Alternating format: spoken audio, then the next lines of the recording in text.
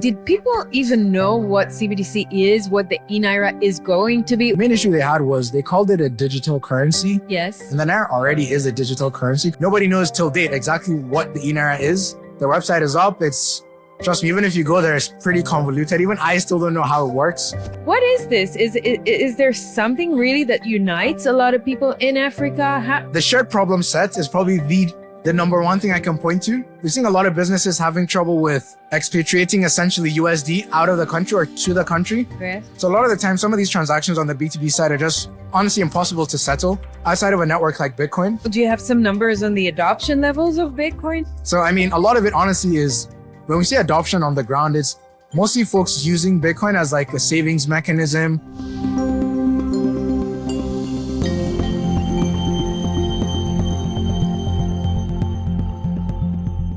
Well, hello and welcome to another great episode of You're the Voice. I'm Aflat, as always.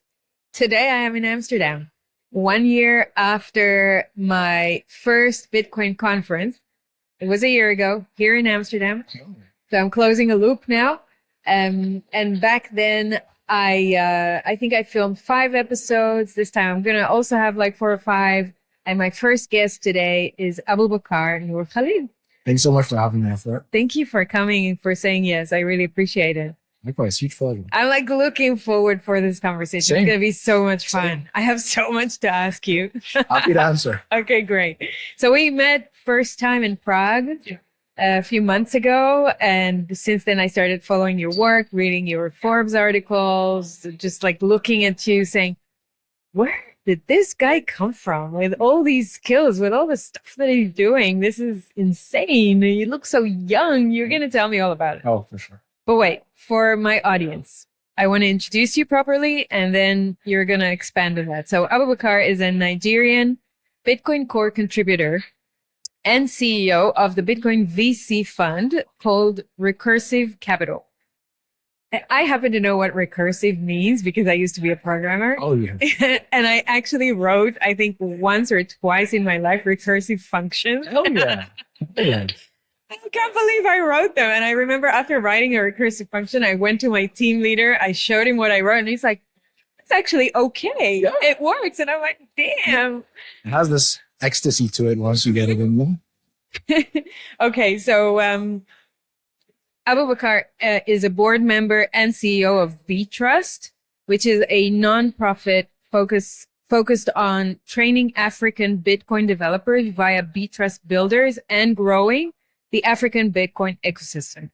Btrust is a trust set up by Jack Dorsey and Jay-Z to increase Bitcoin adoption, education, and development in Africa. And Abubakar was selected as one of the 4 board members and explains the mission and accomplishments of Btrust. And I would love to hear more about your background. How did you get to doing that? How old are you? Where did you come from? Are you from this world or like another universe? Another universe. I'm on transit right now. Yes. Sometimes I feel that that's the case with some of us. Like, where did we land from? Where's the ship? It's coming, hopefully. Okay. Well, hopefully we don't need it, I guess, because things will get better. But yeah, I'm 25 years old. I'm born and raised in Nigeria. And that's where I'm based as well. I mean, with Btrust, it's interesting. Like, it wasn't something that I was like super eager to chase after because there was a call put out by Jack, literally a tweet saying that, oh, here's this entity essentially that's going to be set up for Africa and India at the time for Bitcoin development. It's going to be 500 Bitcoin. Here's the application. We're going to select a board.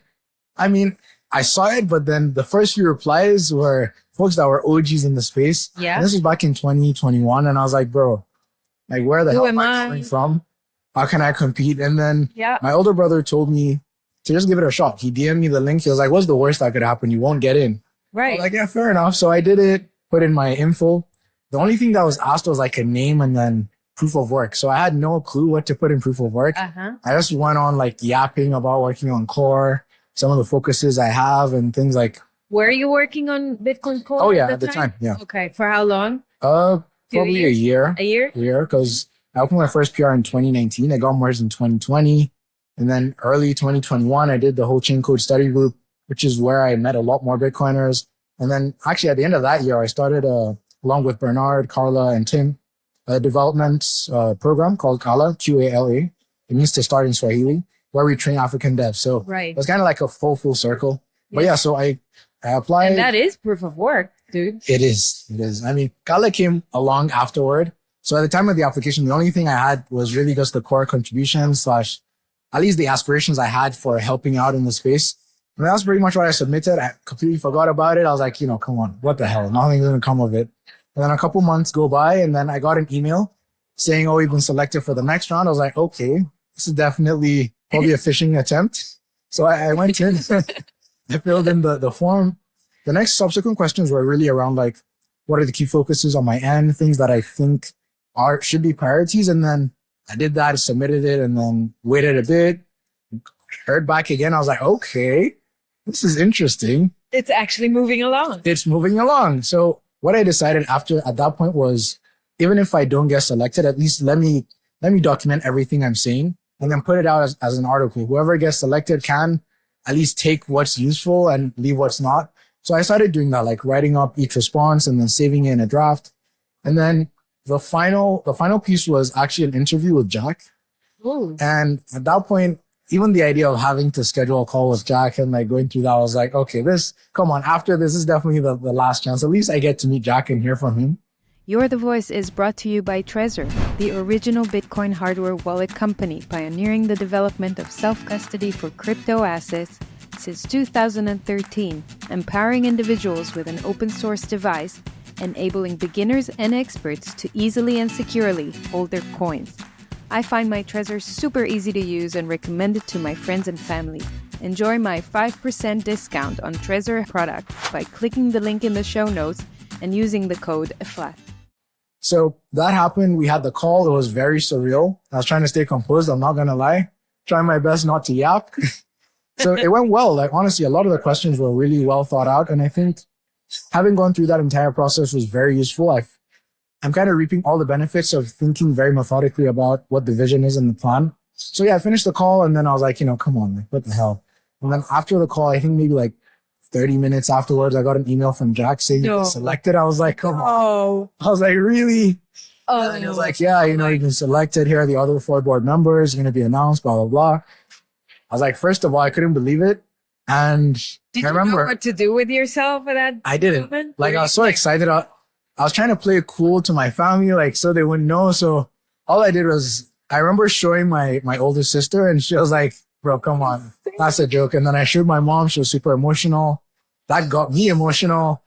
And then, yeah, from then on, we had the call with the wider team. Jay-Z was on the call. I was like, oh my God, hope. I was trying my best to stay calm. And then we introed ourselves. What was interesting is at that point, I already knew Carla, who was also selected because we did Fala. And obviously, who doesn't know Carla, like being in the Lightning space? Ironically, early in the year, I did do the chain code study groups. And part of the videos are actually videos of Carla presenting. So it was kind of surreal as well to get to meet her. And then, yeah, that's pretty much how it happened. It was, honestly, even I don't believe how it happened. And then the one thing I did after that was, remember the notes I was taking? I decided, okay, I might as well still publish. So that was the first and I guess the last piece I published for Bitcoin Magazine. There was this whole rant, like folks can go and read up on it.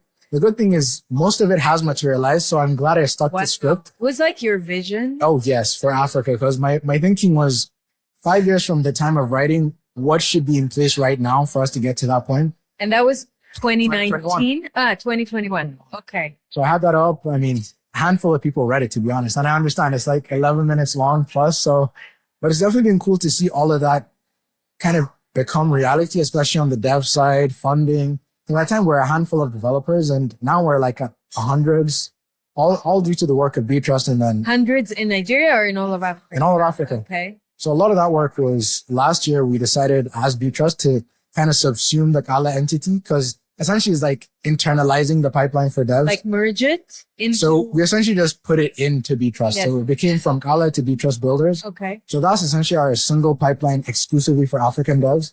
And then every other thing is around like funding dev programs from outside of Africa as their pipeline. And then we have developer grants. We give out 2 types. Yes. One's a starter grant, 6 months. You get paid in Bitcoin. We essentially send off a proposal, kind of work in a specific niche in Bitcoin. And then After that 6 months, you get to tender in a proposal for a longer term grant for 1 year. Yes. The idea is from the starter grant, you graduate into a long-term grant.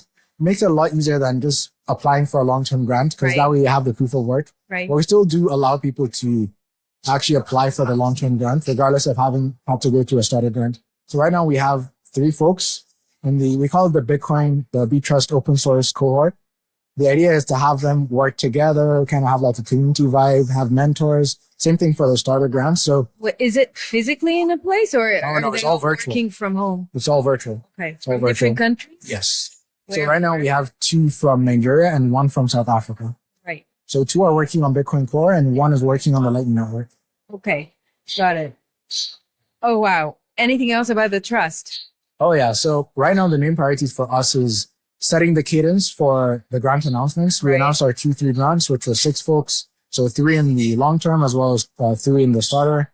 We're going to announce the next round of Q4 grants in Nairobi at the Bitcoin Africa Conference, which if folks haven't heard about it, they should definitely make it out to Nairobi. So other than that, I'd say next year, the expectation should be a lot more openness and transparency from Btrust with regards to our operations so far, all the grants for conferences, developer educations, the templates for applying, and learn exactly what it takes to get an approval really from our end, like knowing from the application, how the process is, decision-making. So a lot more open work from our end. We're going to launch our website on Friday, I believe. So there'll be a lot more information around that, FAQs, applications.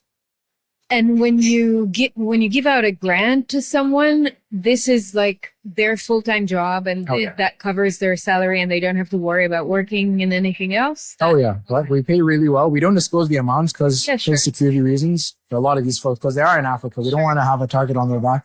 But yeah, that's the aim. And again, the core focus for us at Btrust is we're trying to decentralize Bitcoin development in the global south. So hence why we started with Africa. A lot of infrastructure is required, hence Btrust builders. And then now we're already involved in actually funding programs in India through Bitshala, as well as Library de Satoshi for Latin America. So slowly and gradually, we're trying to dip our toes into that ecosystem to get the pipeline going, have them funded as part of the grants too. Right. And then gradually ease our way in from Africa into some of these other parts. Got it. And what about the education part?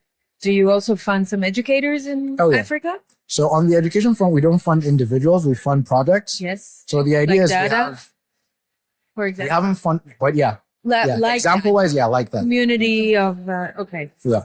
And the core focus is it has to be focused on developers, specifically Bitcoin developers, with an emphasis on FOSS. So if you're an open source, because that's the main aim for us. We're not necessarily training Bitcoin developers more broadly.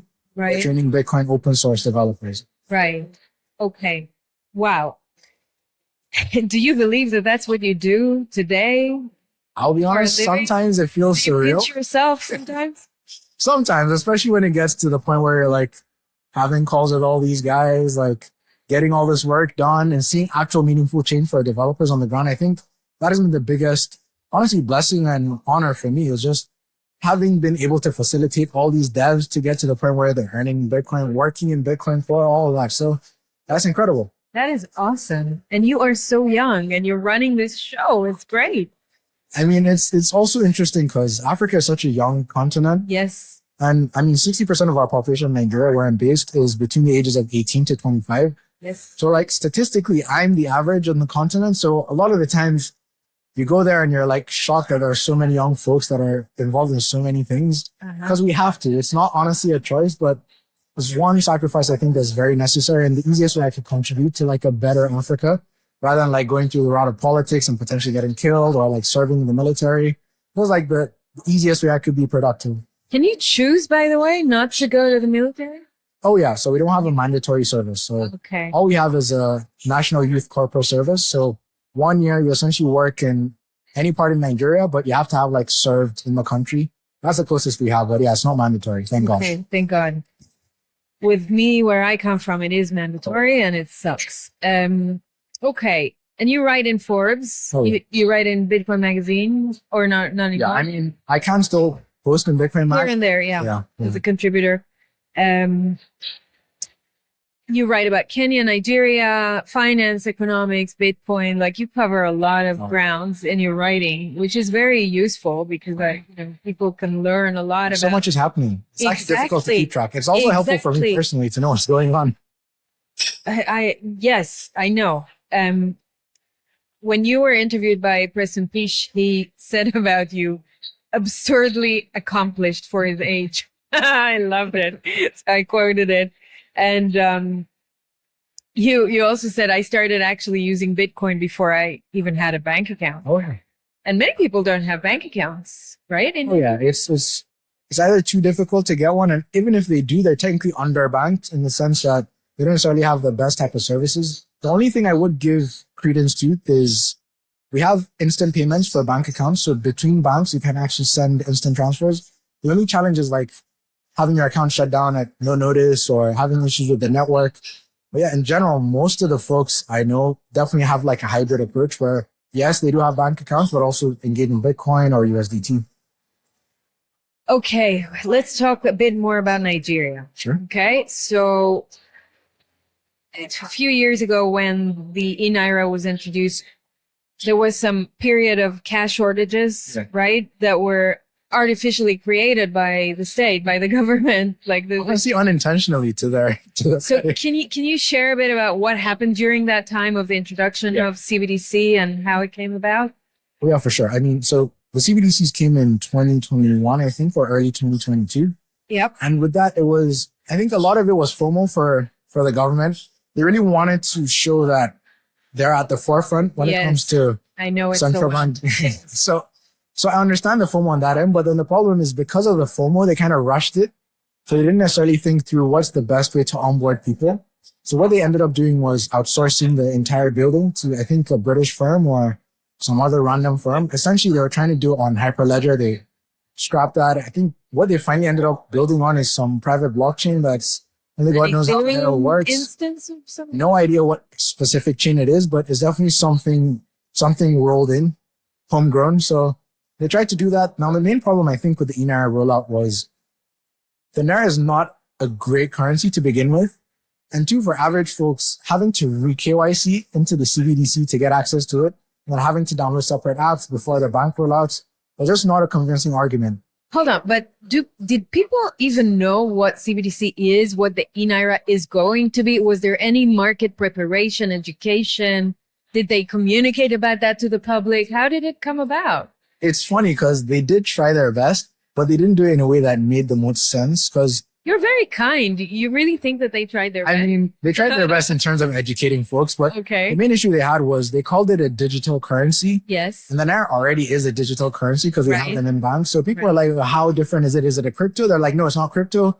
It's digital, but it's not the same as the same Naira. So they had a lot of issues with regards to framing it and couching kind of the value proposition. What ended up happening was essentially they've, not necessarily first, but a lot of the banks, they made sure that they adopted eNaira as part of the service suites that they have. So it was weird. You had your Naira sitting in your bank account, but you had the option to get out of the Naira and go into the eNaira. And most people just, one, didn't know it happened. Two, didn't even know it existed. And three, had no purpose for it. So they were stuck in this kind of quagmire that they created, to be honest, to a certain extent, where they have this piece of technology that no one is using. In fact, no one wants to use and no one thinks is even useful to begin with. Because again, it's not going to fix the double digit inflation. And a lot of it, honestly, is understandable on their end because to curb some of the inflation is because they have so much extant cash in the system. A lot of the monetary policy that they had was technically ineffective. So that was kind of another avenue to soak up extant cash that didn't end up panning out. What was the official excuse for them to launch it? What did they say? We're doing it because? So the second is interesting. They're like, they tried to essentially market this new vision of a greater Nigeria. Of trying to get into the digital age, like head first, or I guess eyes first. And part of that was there's this wave of, crypto that's happening / digital currencies. And to get ahead of that and be compliant with this brewing future, we're also engaging in this new digital currency that's going to be the same now, but even better is going to be digital, as if you don't have digital version of it already. So but it's centralized and we will not tell you about it. Complete access to all kinds of info. And again, that was another challenge for a lot of people because again, we are heavily KYC to begin with to use bank accounts. Yes. And even when it comes to folks that were using Bitcoin at the time of the rollout, they had this ban. I mean, it's still an argument yet to be settled whether the quasi-Bitcoin ban happened because of the CBDC rollout to kind of reduce the effect of Bitcoin and like the adoption to increase their adoption. what ended up happening was they boosted Bitcoin adoption in Nigeria because they forced it to P2P. So ironically, if I was to credit the reason why we have deep P2P markets is because of the government. You reckon? Yes. Wow. And they had to roll it back in 2020. So hold on. So you think that because they pushed the eNaira so badly and it was so bad and people didn't want to participate in this heavily KYC, for my audience that don't know KYC is know your customer. It's that lengthy process that you have to go through with the bank or the financial institution to introduce yourself, to identify yourself and to prove that you are who you are so that they can start collecting data about you and knowing a lot of things about you under the excuse of anti-money laundering and you know, you have to not be a terrorist or not a criminal. So they do a KYC process for you, but you're saying that because they did it so, you know, harshly and they forced people in a way to start using this new system and they didn't want to, it pushed them to look for another alternative? It's specifically, or it just educated them about it's the combination of both the botched rollout as well as the quasi ban they had. Because the ban really was just saying bank accounts can't tie crypto transactions, because previously exchanges could just open up a Nigerian bank account and then allow for those flows to happen. So they essentially disallowed that happening. So a lot of people ended up going for P2P because it just made the most sense. So now you send me want Bitcoin, you send me a bank transfer, vice versa. We don't need the banks, so like. And it's ironic, Afra, because they did that under the guise of increasing regulation, but then the problem is they forced everything underground to a point where they couldn't regulate it. And then over time, it just became one of those obvious things where like the ban was so irrelevant because it had no effect. And also it confused a lot of people into thinking that Bitcoin was banned in Africa, specifically in Nigeria. Outside of Nigeria. People thought that, but not inside Nigeria. Inside, everyone knew. I mean, to be honest, there are a lot of people that still thought Bitcoin was banned, to be honest. In Nigeria, but they didn't care. They didn't care. And they didn't care because there's no real way for you to stop people from trying to live a better life, trying to save, trying to protect themselves against inflation. Like they can't wait for the government to enact laws that help and then decide to, you know, live accordingly. So I think a lot of that had to do with people just trying to survive and Bitcoin serving that purpose. Sure. And what happened with the cash situation? So cash, all that happened in the span of last year. So in January, we had the election last year as well. 2023. So we had the election for the presidency. Yes. Obviously, we are Africa's largest democracy. It has a lot of consequences on the ground. So typically election cycles get pretty chaotic on the ground. So we are used to that period being very, very intense when it comes to trying to make a living, trying to just be a calm citizen. So we had the election, and following the election, there were certain laws that were introduced because of the CBN, and what they were trying to do at the time is the Central Bank of Nigeria. So they're trying to essentially, again, soak up all that extant cash that was in the system. And they figured the best way to do that is every 8 years, according to the regulation at the CBN, they're required to kind of change from the old notes to new notes. That's also so it's actually part of the charter or the mandate. So they figured we might as well do that because we hadn't done it in a while. Okay. So that was a good reason to kind of have some of that cash soaked in. But the problem was they didn't necessarily anticipate the demand for the new notes. But I mean, to an extent, they should have, given the fact that they had a small timeline for people to go from old notes to new notes. I think it was initially I think it was like a month or so early on. Okay. And then the problem with that is there was now a cash shortage because so many people were going to banks and changing from the old notes to the new notes. Yeah. And then it got to the point where there were long queues, essentially people trying to go from old to new notes. And then that trickled into the ATMs as well. Yes. People were trying to get all the cash from their accounts that were old notes, then get them into new notes, have them physically. And the combination of that with the election cycle was just insane. So we reached a point like mid 2023 where we had 4 different versions of the national currency. So we had the old and new notes. Mid 22 or 23? 23. So we had the old notes, the new notes. Yes. And we also had the eNaira as well as the Naira in the bank account. So talk about fungibility. So it was super ironic. And I think the main issue that a lot of people had was they reduced a lot of the limits we could have they increased the limits actually on the ATM side. So they could only withdraw, I think, the equivalent of $20 a month, I think, at the time. And then that just increased into folks panicking to go withdraw as much as they can. And then it caused all the queues. I mean, I wrote a lot of this for the 4th piece I did last year as it was happening, because I knew it's one of those things that unless you document it, people won't really necessarily want to believe it or even understand how it could happen. But I think it was a kind of a combination of all the things that could go wrong pretty much went wrong last year. And the only way they could just kind of weather the storm was to remove all the timelines that they had for the limits on when you could go from old notes to new notes. But they just kept extending.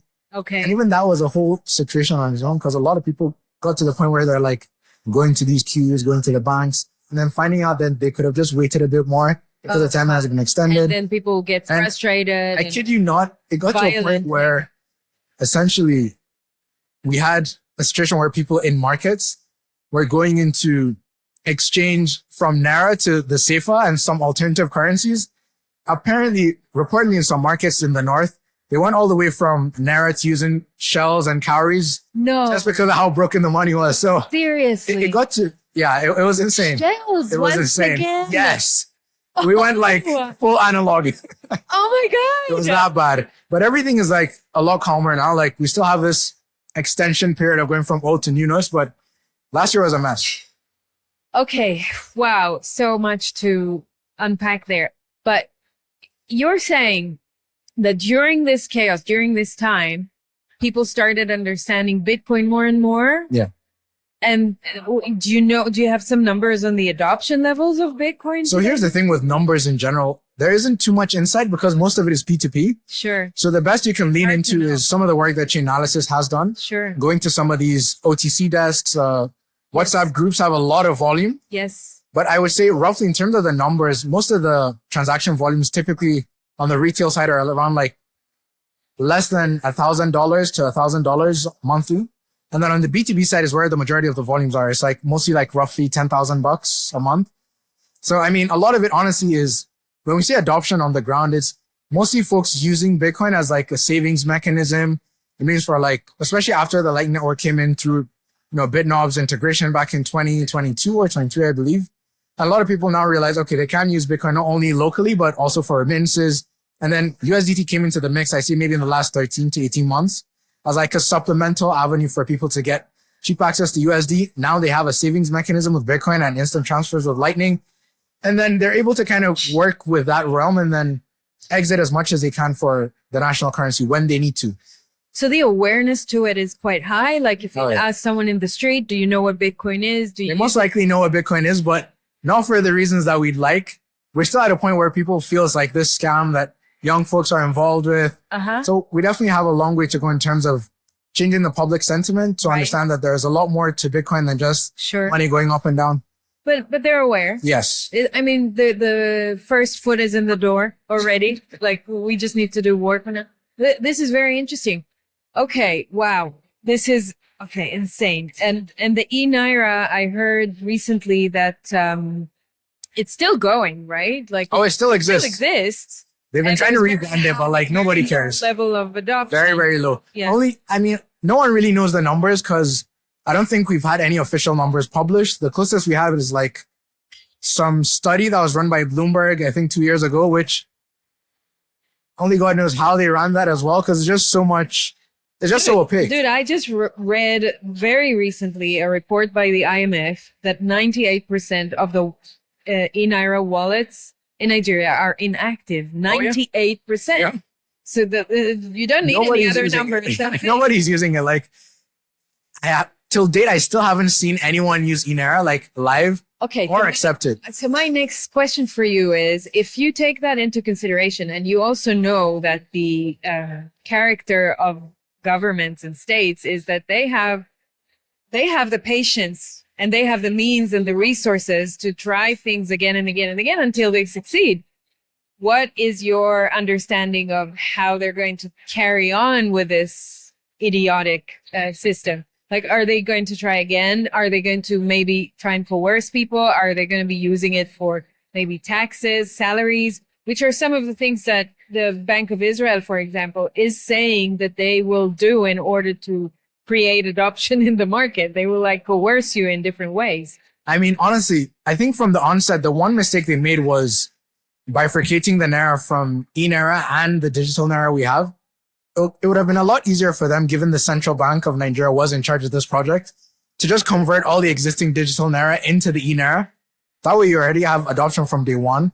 And two, you would have at least gained all the reasons why they decided to do the eNaira in the first place, which is stricter monetary policy or more effective monetary policy. But now they're at a point where nobody knows till date exactly what the eNaira is. The website is up. Trust me, even if you go there, it's pretty convoluted. Even I still don't know how it works. And right now what they've been doing is kind of rebranding it to saying, here's the V2, here's the V3, all of that. So I think they're going to continue with that. But I think the best case scenario for them on the regulatory side is understanding that there's Bitcoin and there's everything else and then regulating accordingly. Other than that, honestly, they're just going to keep hitting their head at the wall and trying to regulate everything as one thing and then kind of forking the eNaira in between. You're giving me a lot of hope, dude. I have to. Yeah. Otherwise it'll be doom and gloom. Yeah, because, where I come from, when I see Western democracies behaving the way they do in recent years, I keep thinking that they're going to go at it again and again and again in very coercive modes. And obviously I don't want that to happen. And so if there is a way for people to really not use it and the governments be so mediocre, so lame to not be able to really make it usable or make it sustainable, then it gives me hope. I really hope that that's what's going to happen in Nigeria and everywhere else in the world. Oh, and I think for Nigeria especially, we have an opportunity to set the landscape for Bitcoin regulation more generally, like globally, because we don't necessarily have a lot of the laws that are like on the MiCA level in Europe or with the US or the OFAC list. So we have that avenue and that flexibility to set regulation from the bottom up, or at least from scratch. So looking at exactly what are the most effective ways to regulate Bitcoin, and then we can set essentially a blueprint for everyone else to regulate Bitcoin strictly from the lens of Bitcoin. Are there politicians today in Nigeria that are handling Bitcoin regulation at all? I mean, I think most of the anti-Bitcoin politicians are just, honestly, they don't necessarily know how Bitcoin works to begin with, which is where kind of the angst comes from. And I can tell you, there's a lot more positive sentiment than people will realize in the government. Really? They're just certain barriers that prevent a lot of folks from getting at it more aggressively. But I think that it's now incumbent on us as stakeholders in the space to be a lot more upfront with regulators, especially from the standpoint of saying this is Bitcoin and there's everything else. That's how you should approach regulation. So honestly, the bulk of the work is on our end, approaching them and being a lot more productive and constructive rather than going, they're being chaotic. If they're being chaotic, then we're the source of essentially calm that should be tendered towards them. So I think, a lot of the work from our end will be engaging them and hopefully putting in some regulation that makes a lot more sense. Got it. Can you talk to me a bit about the new stablecoin, the CNGN? Is it happening? I heard that the banks are coming together to try and do it. So without getting into too much detail, because some of it is still under wraps, yep. It seems they're at a point where it's kind of stagnate is not the right word. It hasn't progressed beyond the initial set of announcements. Because I think the problem was, hold on, for those that don't know, so CNGN is a declaration by some of the banks in Nigeria that they're going to launch an official stablecoin of Nigeria, right? It's an attempt to have a Nigerian stablecoin. Okay. I think the issue with that is the way it was rolled out too wasn't super ideal because the messaging was also a bit mixed. Look, I'm a marketeer, dude. I know that they get stuck in anything to do with communications and marketing, but they're still working on it. They are still working on it. So right now the phase that they're in is essentially even the announcement was just to announce that they're a part of an incubation program. So it's still a long time before we get to a point where it's widely adopted. I agree. A lot of people. But it's an interesting thing to watch. Yeah. It's an interesting thing because it's going to set the precedent for a lot of the regulation for digital assets, specifically in the stablecoin space. Correct. So there isn't too much really on the books for that. So plus, I dare saying that there is not much difference between a stablecoin and a CBDC in terms of how they're regulated and in terms of what you can do with them. So in terms of the technological features and capabilities. So It could be the new manifestation of the dying CBDC at one point. It is. They may go, we tried eNaira, it didn't work. Here, CNGN. Welcome, CNGN. This is brand new. The only challenge with that is it is in the hands of the private sector to a certain extent. So it's supposed to be a collaborative effort. So it might be a lot more challenging for them to kind of own it as their project. But I wouldn't be shocked for them to. With the private sector all the time on everything. They're useless on their own. What do you think? I mean, hey, I'm trying to be as charitable as possible. So. You're nice. You're very polite. You're not like me. Okay. Africa. Billion people, 54 countries, over 30 currencies.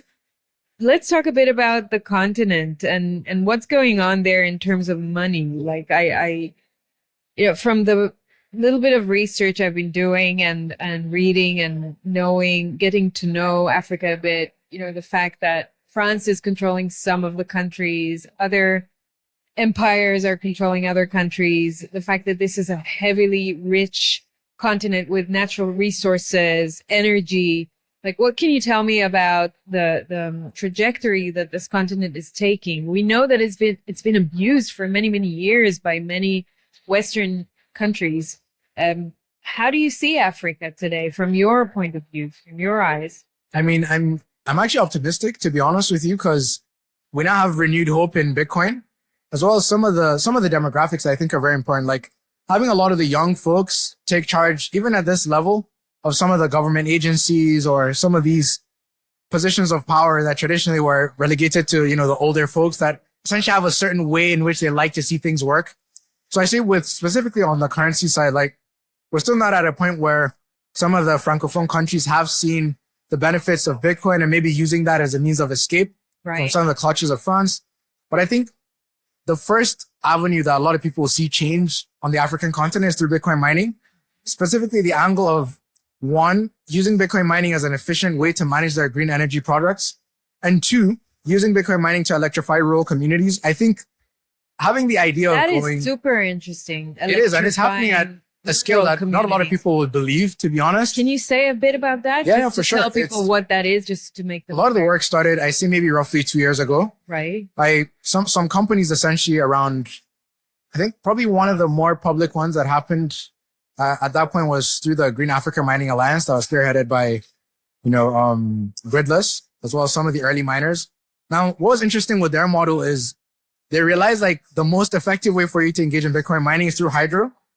And not only that, they realized that they could co-locate themselves near these dams that have already existing communities and then be a means of actually electrifying some of these communities. Because the challenge with Africa is there's never been a buyer for this energy production that's coming from day one. Well, the guys with Bitcoin mining, they already have a buyer from day one. So all they're having to do is like scale up or scale down their mining efforts with regards to local demand taking up. And for a lot of these energy concessionaires on the ground that are producing on the hydro level, it's a lot easier for them. All they have to do is like rev splits with some of these guys, whether it's on an SPV level.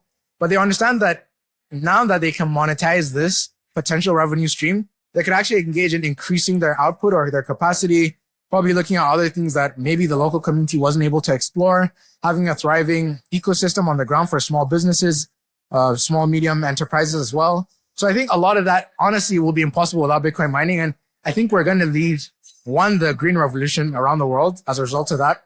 And two, is going to, for the first time, unlock a lot of really critical key metrics, whether it comes to healthcare, access to education, because at the base of all of those things, the necessity is energy. And once you're able to have that sorted out, everything else is kind of like an after effect. And this is just early days, like this is in the last couple of years that this has started. Oh, yeah.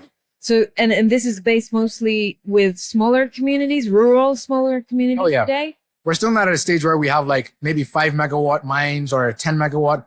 Although recently we've seen some push from some of the existing miners to do a lot of that. And what's cool is governments are a lot more on board with Bitcoin mining than Bitcoin overall, which will fascinate a lot of people. Because they understand that it's going to. They understand that the energy mix is more of a compelling argument for them. Right. As opposed to this is something that could compete with the local currency. Sure. So a lot of the work has been in East Africa, where they're a lot more friendly towards Bitcoin mining. I mean, recently with Kenya as well, they introduced Mara essentially to help manage collaboratively with the government their green energy projects. And then previously, before that, Ethiopia was actually the first to kind of legalize Bitcoin mining, not necessarily upfront, but they legalized high efficiency computing, which mining falls under. So they essentially allowed for people to kind of explore energy projects through Bitcoin mining. So a lot of the uptake will likely be from East Africa before it reaches parts in West Africa. And then overall, honestly, I think it's going to be a flywheel effect where governments around Africa are going to see oh, wow, this is a lot more sensible approach than like IMF loans and further indebting themselves. And truth be told, like without Bitcoin mining, there's really no way to solve the energy problem meaningfully. Right now, we're at a point where we have 1% of the hash rate coming from Africa. So 1% of the hash rate globally is from Africa. I predict I'll likely see closer to double digits in maybe the next 25 years because of all this work that's being done right now. Amazing. Okay. So a couple of questions. First of all, and sorry, forgive me if I'm wrong. I just know from my experience that in the past, many countries, many states in Africa were under a lot of corruption and crimes. You know, people would steal from each other. You know, there'd be a lot of violence and whatever. Isn't that a concern that some of those projects will also be susceptible to corruption? No, yeah. I'm sorry if my question is. No, I'm sorry. No, it's a great question. Is it? Okay. It is. It's a challenge, but like honestly, I just remember that there is like everything is so fragile. Like you can start things that you want to do. There's no continuity. Yeah, and someone will take over because of the wrong reasons and will make I think honestly, so I've kind of changed my perspective on like the whole corruption angle. Yeah. Having seen some certain things I've seen in the last couple of years, I think it's not the direct issue that a lot of people think is responsible for a lot of the challenges. I think it's a consequence of a lack of structure, a lack of political will to actually do the right thing for a lot of the elected officials. And again, just the lack of enabling existing structures that we have to function as they should is really the crux of Nigeria's problem, to be honest, and more broadly, a lot of African countries. And I think the best case scenario for us is we have seen some glimpse of hope across different states, specifically in Nigeria, where you have a governor who comes in, is able to actually make a lot of effective change. I think a good example with that is the state I'm in, Kaduna. Like the last governor, Governor Malam Nasser El-Rufai, a lot of what he did was around infrastructure development, attracting a lot of foreign investment. So we went from like 10th in terms of the World Bank ranking for ease of doing business to number 1. And all of that was thought of as impossible. And he didn't do anything like that was like rocket science or anything. All he did was create structures that work, make sure he puts in people that will do the work. And honestly, corruption was it still was there because like it is endemic in the country, but it wasn't as much of an issue because things work as they should. Right. And I think that's the only way that Africa can kind of progress and go outside of potential and then to actualizing all this change. Wonderful. Okay. And my second follow-up is you speak sometimes about Africa in a way that makes me feel like there is such a, how would I say it? Like a network of like a connection between the countries. It's as if, I don't hear that about any other continent in the world. And when you talk about Africa, sometimes it makes me feel like there is this symbiotic relationship between countries. You can relatively easily talk or represent like Africa as an entity. Yeah. And that's weird because there are so many states there, so many countries, so many languages, like you said, so many currencies. So what is this? Is there something really that unites a lot of people in Africa? How? I think the shared problem set is probably the number one thing I can point to. Right. Because you can pretty much go as an African to virtually any part of Africa and still meet, if it's not the same exact issues, it's like similar, different versions of the same issue. Okay. So for a lot of us, really, whether we band together or we meet one another, we already have like a set of problems that we're like, oh, you're also experiencing that. You're experiencing that. Oh, this is what we've been trying. This what hasn't worked. And I think just the general sense that we have for such a young continent is there's only one way in which Africa can change. And as if, this is going to sound cliche, is if we start to change. Like there's no other way we can actually do that. So for a lot of young folks, like that's the one thing we've realized. So a lot of the times we're not necessarily looking at what previous generations have been doing, which is complain, and then wonder why nothing is changing. So for us, the most effective way to actually bring about this future that everyone keeps talking about that's so bright is to actually start from today. Yeah. How can you practically make a difference on the ground? And that's what we do. And that's what gets me honestly excited to wake up every morning. Awesome, dude. Love it. Okay. Phones that aren't smartphones operate Lightning. How does that work? So it started with a project from a really, really talented developer, Kothatso, from South Africa. He started a project called Machankura. I think it was in ending of 2022 to early 2023, if I recall, where essentially what he figured out was, first of all, very genius. He combined USSD codes, which is already ubiquitous technology, where essentially interact with the telcos through short codes. You're able to use banking USSD? services. Yes. So those are kind of the ways in which people that have not necessarily smartphones, but Yeah. phones Yes. interact with like banking services, Okay. make transfer, receive money. Yes. So he figured that is already an existing technology and infrastructure. And then he realized with Lightning, there are Lightning addresses. So all you have to do is set up essentially a Lightning server that's able to communicate with these inbound payment requests and then resolve that payment. So what he did was combine the two. So people can use USSD codes and then essentially send it to these Lightning addresses. So you have a two-way peg. So essentially go from Lightning to a local currency and then vice versa. And I think it's genius. Like Without going through any exchange or without- anything. no exchange, no Directly internet, from Lightning. directly. Wow. And It's people use incredible. it? They know it? People use it. And what's interesting is like, I think this is going to be Because one many of, places don't have internet. they don't. or- I think or our smartphone. internet penetration rate is like sub 50% or like roughly around there. So it's definitely not something to write home about. And I think smartphones too. technologies like that is the only way you could actually bring people into Bitcoin. Because we keep saying like we're banking the unbanked through Bitcoin. And like, Yes. it's not really practical if you're doing it through smartphones only. So it's another avenue. And I think it's also a testament to the kind of innovation that people should expect from Africa. There's no other continent that you could think of that would likely pioneer this type of technology because they don't face that type of problem. That is unreal. And a shout out to Joseph Tedek, who's doing great work in Africa as well from Trezor. Oh, yeah. Trezor is my sponsor. Ah, I see. Good plug. Yeah, I mean, the plug will be the advertisement Fair enough. things in the episode, but this is just like Joseph. There's a lot of great work. There are a lot of folks that are working day and night that a lot of folks aren't necessarily seeing, especially with the circular economies that Yes. in the next 5-10 years, they're going to be like, wow, how do we get there because of that work? Amazing. You were talking about Ethiopia as a country to watch due to the recent law allowing high efficiency computing.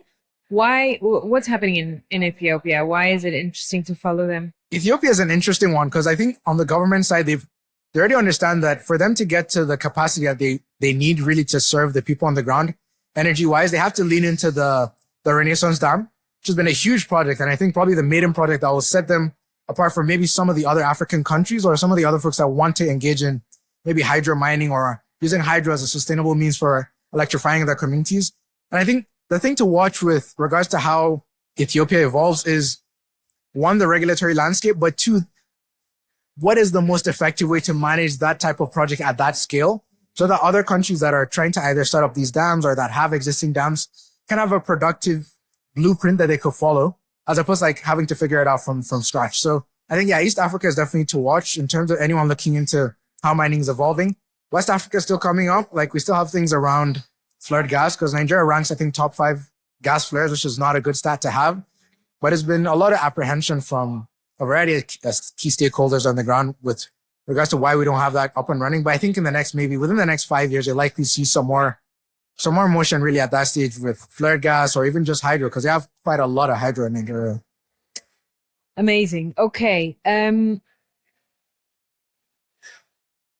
How come the majority of Bitcoin transactions in Africa are still B2B? You mentioned that before.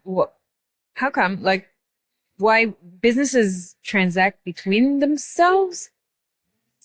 I mean, I know what B2B stands for, but they transact in Bitcoin? So other than the fact that it's extremely difficult to send money between African countries, Yes. and to a certain extent, in some African countries, sending it within is also difficult. Okay. We're seeing a lot of businesses having trouble with expatriating essentially USD out of the country or to the country. Yes. So a lot of the time, some of these transactions on the B2B side are just honestly impossible to settle outside of a network like Bitcoin and increasingly with USDT. And so think of it this way. It's increased liquidity, ease of settlement, and then it helps increase a lot of the efficiencies for them just running the businesses in Africa.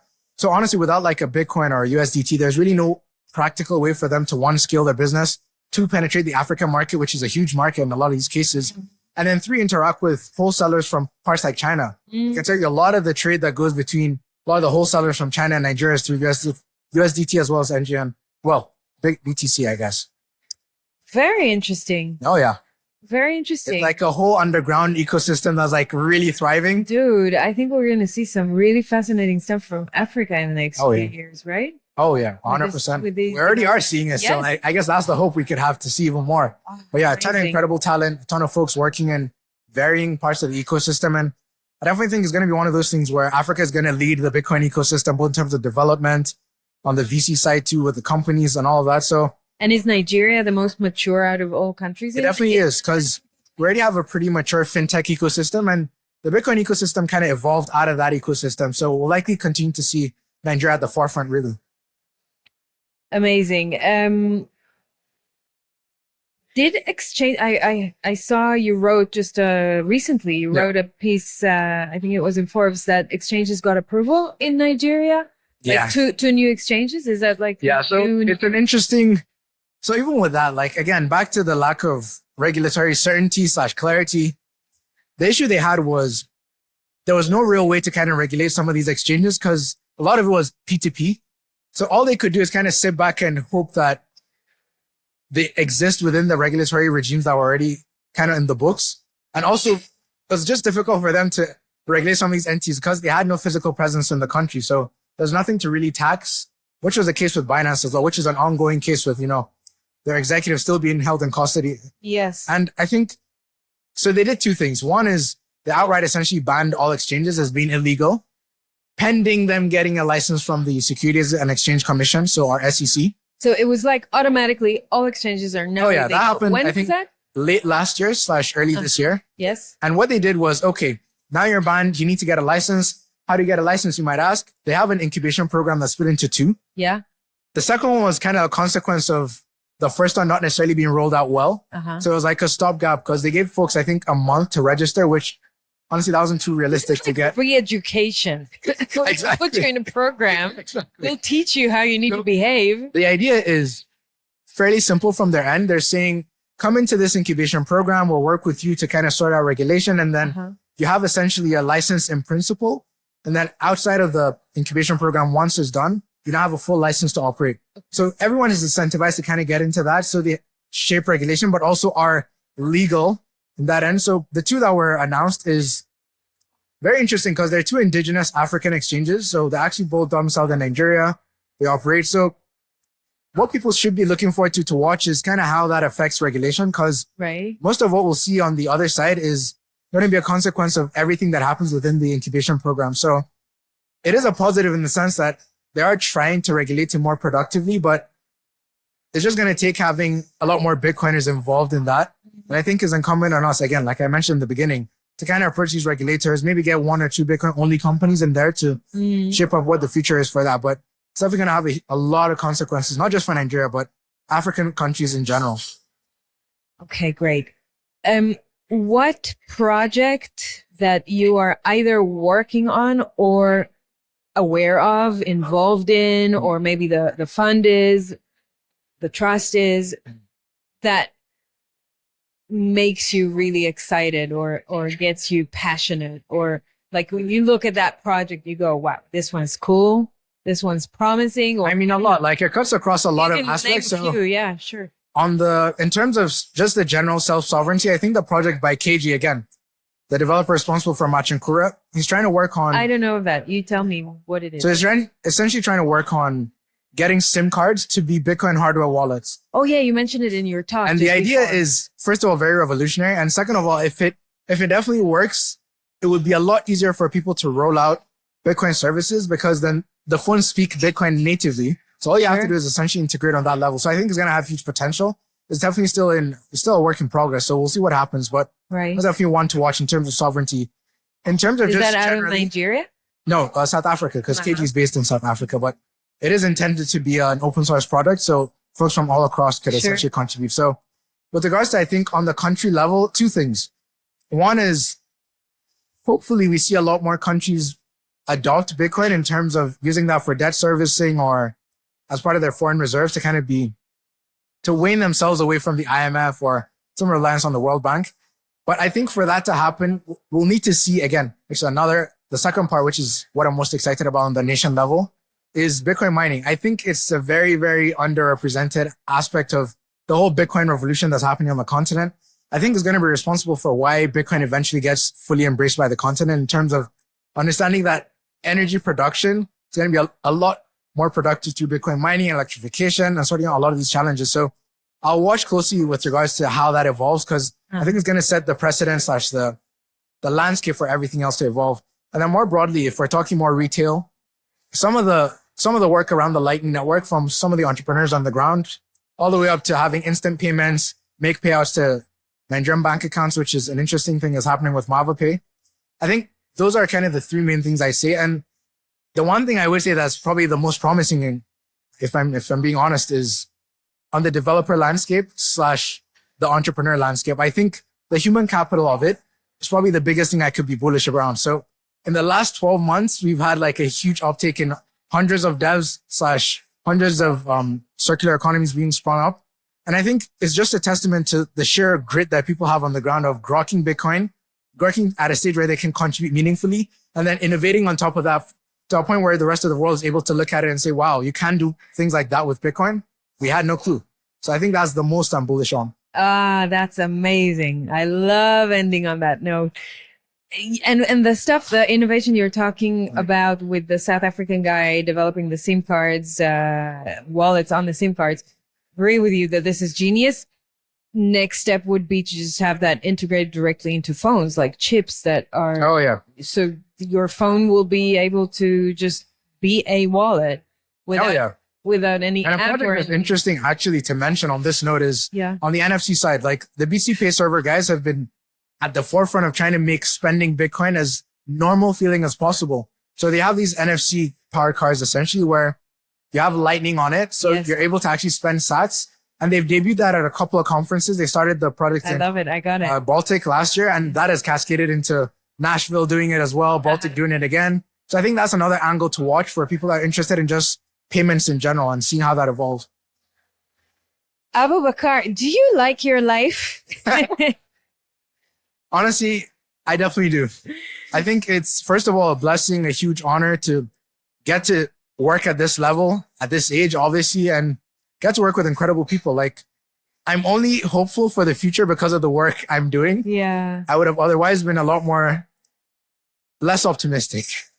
So yeah, it's definitely it's also one of those things where, you know, I didn't go to college or anything. So this is the only way I could have actually gotten a job and things like that. So I'm definitely grateful for the Bitcoin space. Amazing. We're grateful to have you.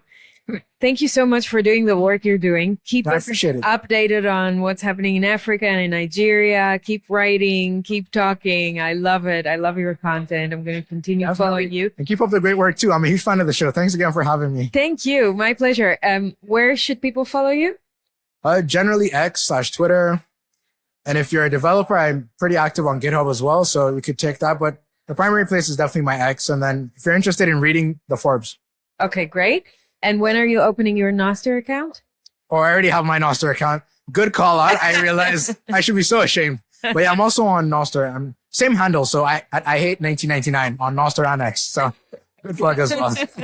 Wonderful. Thanks for being with me. It was a pleasure. Thanks so much for having me.